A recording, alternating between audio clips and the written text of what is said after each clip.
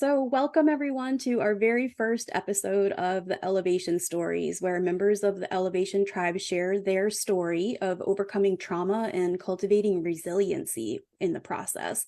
And I'm your host, Kimmy, and I'm so excited to introduce our very first guest. She is a dear friend and a mentor of mine. And even though we've only known each other for 5 short years, it feels like we have been friends our entire lives. Jessica was the first friend that I made after I moved down from Maine to the South.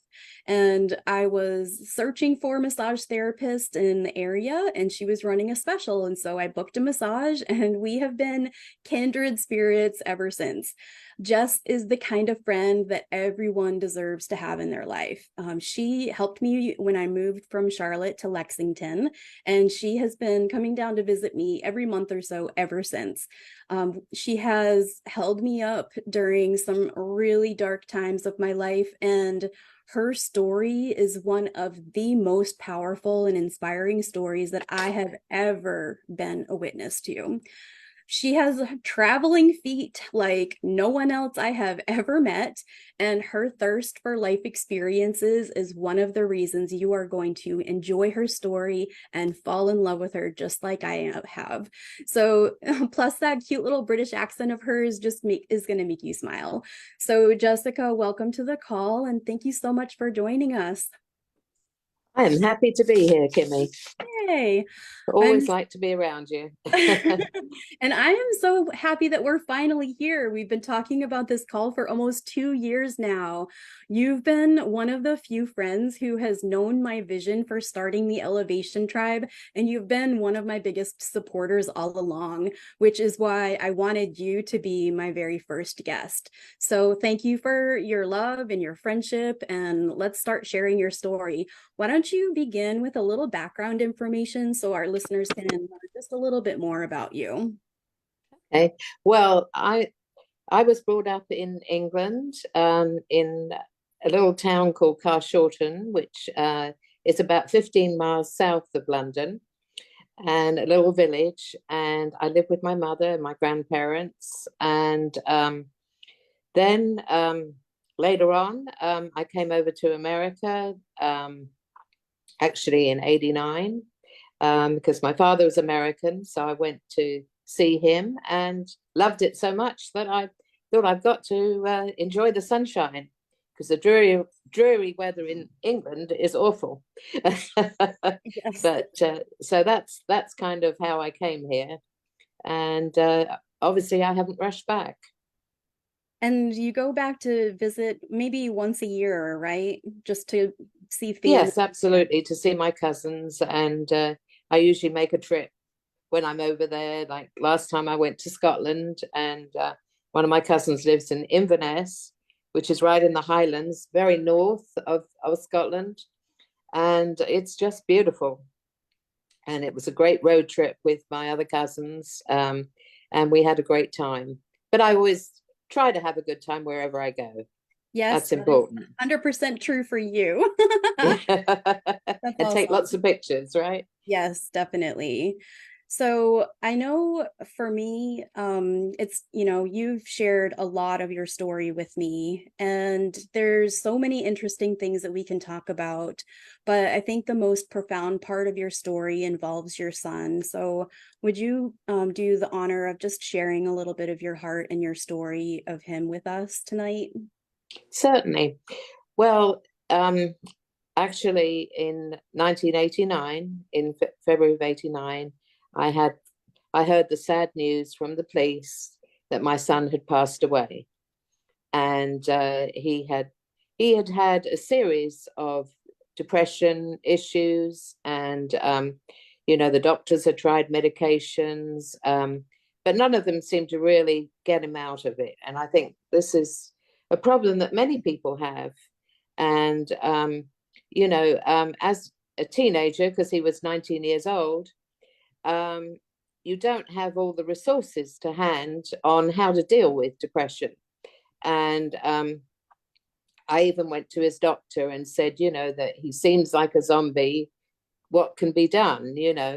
And his retort to me was, well, he doesn't keep his appointments on time. And I thought, well, that's not a very caring type of doctor, and looking at his watch like I was taking too much of his time. But I think also, we were dealing with socialized medicine where they weren't as helpful. And of course, we're talking over 30 years ago where there wasn't so much known about depression, and what to do and how to help people. Well, now we have got way more help and experience and more support groups, and this is why I'm so glad that you're holding this support group for women, because it's very much needed. I found that once I heard about my son passing, even though it wasn't a total shock because he had attempted suicide before, and this often happens that there are attempts, but if they're really serious about taking their life, they're going to do it.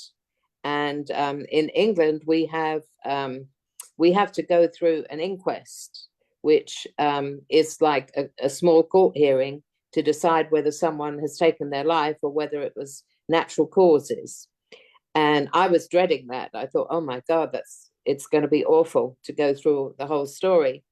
But actually, it did help me because the magistrate or judge said to me, if someone wants to take their life, no matter if they have 24-hour care, sometimes nothing can be done, and I think that's true, really, and it actually took the blame off me, because I think the first thing I thought, oh, well, what a terrible mother I was. What else could I've done? And I think what we've got to realize in this situation is that everybody has their own journey. And my son was not happy in this life. Luckily, he did leave me with some wonderful poems, which maybe I can share with the group at some point. Oh, we love But that. and they were very inspiring for the most part. And of course, that showed that he was very creative, and which is wonderful. But I think he wasn't a strong man type figure, and that's sometimes harder for a young boy, because they're not macho like maybe some of the other peers in their class. But anyway, the fact of the matter was that how do you get over that situation? I think that's the question. And so I couldn't stand crying and crying and crying, which I did. And so what I did was I went to the doctor, and he was very helpful. And I said, I feel awful. My eyes are hurting because I've cried so much. It was like a gush of water that would never stop, like the tap wouldn't turn off. So what he suggested was, he said, why don't you go away? I don't care where you go, but go away for at least 2 weeks. And I thought, what a great idea. So what I did, I went with my boyfriend to Greece, to a place called Corfu, which is one of the islands. And there was beautiful, that I was around nature. And I think that's so important. If you're down, whether it's depression or grief or whatever it is, put yourself in a beautiful place. And of course, there were some good looking Greek men as well, which also cheered me up, But the point of the matter is, I moved my location, and I was tired of just being at home with the same old four walls and not getting anything done, not doing anything. This way I was getting out and about. I was looking at the ocean. I was looking at the beautiful mountains, all of which made me feel so much better. And I stopped crying, which was wonderful, because when you get to that state that you're just crying and crying and crying, you think you're stuck and you can't get out of it. This got me out of it. And so I always recommend that people take trips. We all need to be regenerated, get our batteries going again so that we can laugh and smile.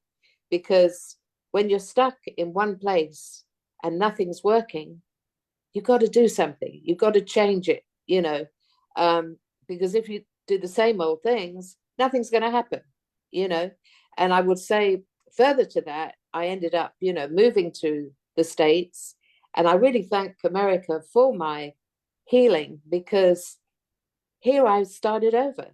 I Mhm. obviously still had my friends and family in England, but I had to make an effort to meet new people. And now I've got more friends than I know what to do with, and which is wonderful, It's a good and problem to have, right? well, it is. Yeah. Someone said to me once, "You've got a potpourri of friends." And I thought, well, yeah, that's probably true. I meet people through my business as well. Being a massage therapist, I'm helping people feel better emotionally as well as physically and spiritually. All of that is because it's holistic. We have to take the holistic approach. We can't just say the physical, because what makes us hurt? Often it's our emotions, when Hmm. you've got a bad back or bad neck, maybe you're holding on to the past, maybe there's something that you're stuck in. So get a massage, help yourself feel better. Body work is so important. And really, touch is so important. I mean, we all need touch. It's not a luxury, it's a necessity that we all have touch, and And you I really definitely have enjoy that my business. gift. You have worked on me a lot in our time together, Jess, and I 100% know that you have helped me to heal with your just the way that you know so intuitively how to help the person that you're working on. So, and I just want to thank you because I know, Jess, for me it's easy, it's not really easy to go back to those memories. They're really sacred. So thank you for just sharing that part of your story with us. And I do know there's so much more that you could share, and you and I have talked for hours about all of your amazing life experiences, and I wish that we had, a little more time, but I do want to go into a little bit more of present day Jessica and just tell us a little bit about your life now. Like, what does your daily routine look like? How do you embrace a holistic lifestyle? And what practices keep you grounded? And then I want you to share, because those memories do come up. What do you do to work through all of that? Okay, well, that's a lot of questions in I know. one. I just lay it um, all on you. that's right.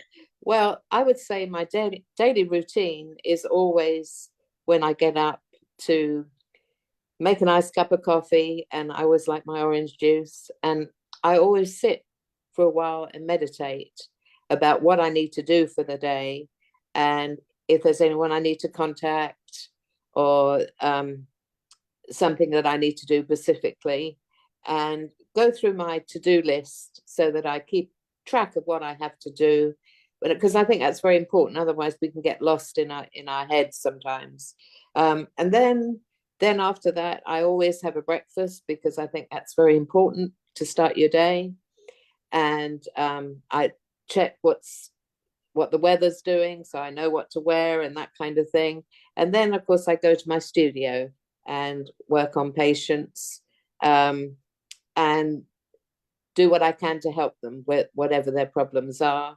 And then when I come home in the evening, I always like to have a cup of tea, because that's kind of the British thing that we have to do. Hmm. And of course, tea is very relaxing, and I would recommend everybody try it sometime. Of course, I'm not into the iced tea. I like the hot tea, because that's the British part of me. Yes, of But course. but it is the relaxation and giving time to yourself. And I think that's very important for all of us to do that, because sometimes we rush, rush, rush to get here. And sometimes I think, what am I rushing for? But we get caught up in that, don't we? Sometimes making that dollar, we've got to tear here and tear there, but we need to sit back and relax and think about, also maybe someone needs a call. Maybe you need to call a friend that's having a hard time, or maybe not well. maybe take some food to them, whatever it is to brighten someone else's day. I think that always makes you feel good. Mhm. And we need to share our love with others, because if we're selfish, then that's no good, is it? Yeah, And exactly, Jess. And you are so good at that. I know for me, and most of you have heard my story, and that's why it's so important for me to have Jessica on this call. I have personally been struggling with suicidal thoughts. I have talked to Jessica many times about this, and it was hard for me to share this with Jess because I know her background and I know what she has had to go through. So I didn't want to hurt you again, right, Jess? But right, y'all, when I tell you, Jessica was one of the friends who she did not let me get too far away from her ever at all. You would check in on me, Jess. You would make sure that I got taken care of. And I can't tell you how grateful I am for your friendship through that time of my life. And just to be here with you now on this call is just like such a great circle, coming back to the beginning again. And just I love that our friendship has just really blossomed into this. So, Jess, I know you just got back from a cruise through New England. What trip do you have planned next? I know you were heading to the mountains. Is that it? that's probably my next trip. Yes, the Yep. North Carolina mountains, and I've got friends there, and it's a very relaxing place and good for me to write because that's also something I like to do. I'm in fact writing a book at the moment about my life, Yeah, and tell us a little bit about that.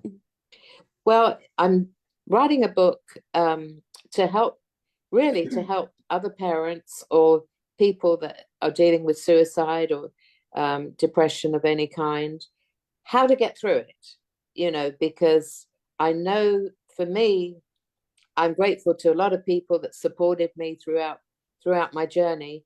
And I too want to help others. And I thought by writing a book, I would get my message across to more people than just my circle of friends. So I think it's very important, and I know that suicide is a huge issue still, and Mhm.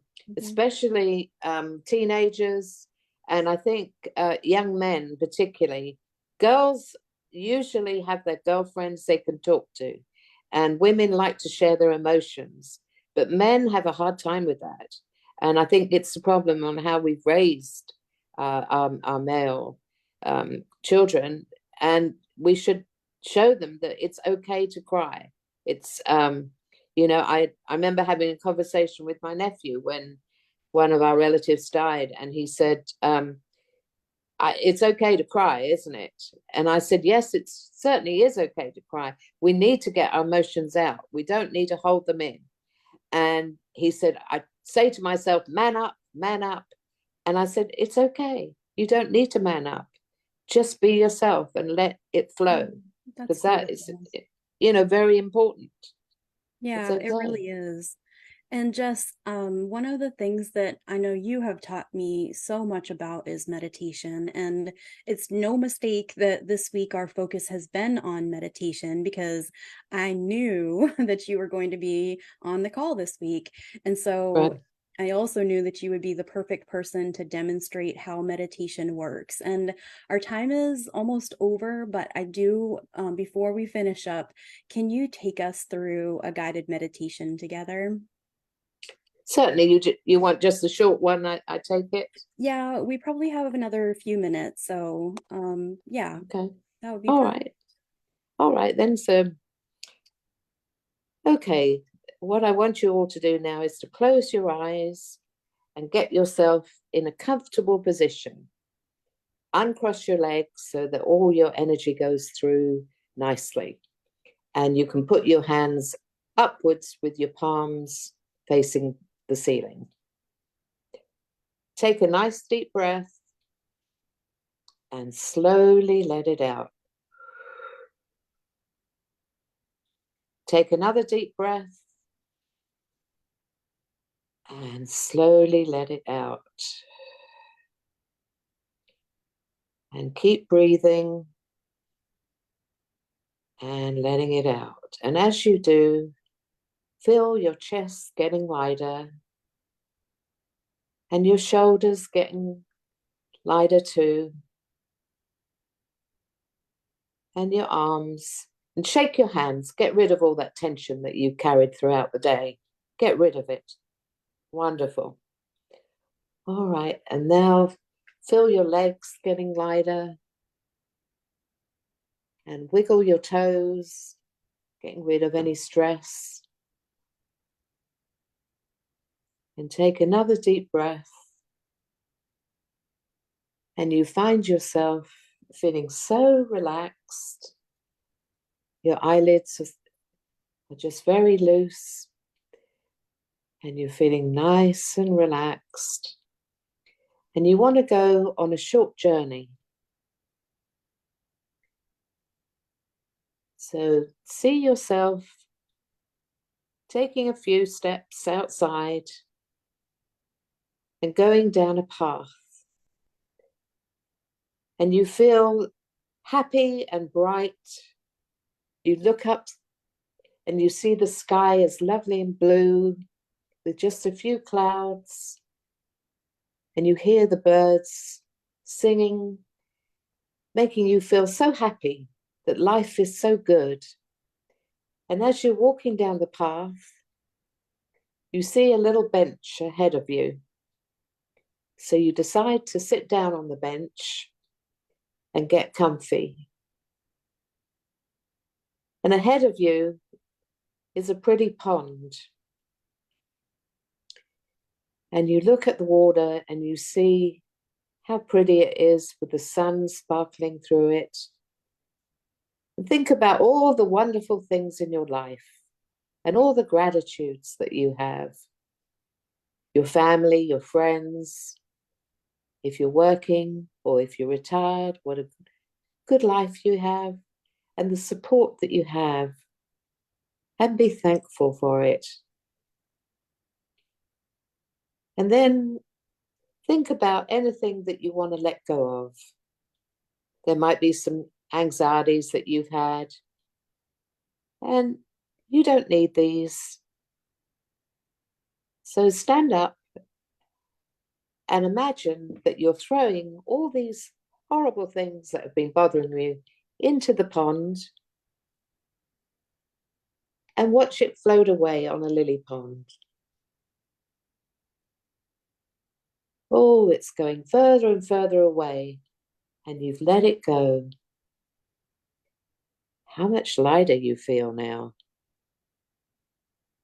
So you put your hands together, thanking the universe for helping you. And you know now it's time to go back.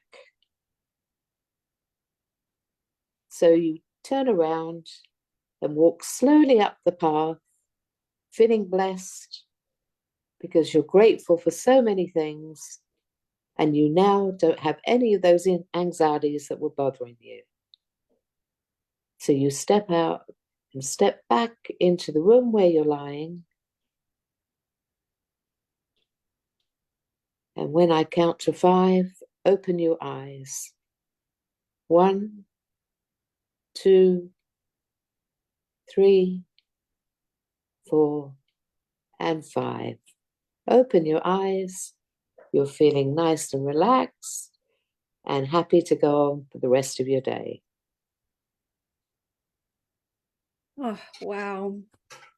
I don't know. I'm sure everyone is thinking and feeling the same, but that was really just exactly what I needed. So thank you for that, Jess. And thank you for sharing your beautiful story with us. I am certain that your story has inspired so many people tonight and will continue to inspire even more in the future. Wow, what an amazing night. I'm so thankful and excited. So thank you to everyone who joined our call tonight, and just set a reminder, because each and every Thursday at 8 p.m. Eastern, we're going to be here sharing another episode of the Elevation Story with another woman who is sharing their story of resilience. So until then, continue to embrace your authentic self and let us know how we can support you. So this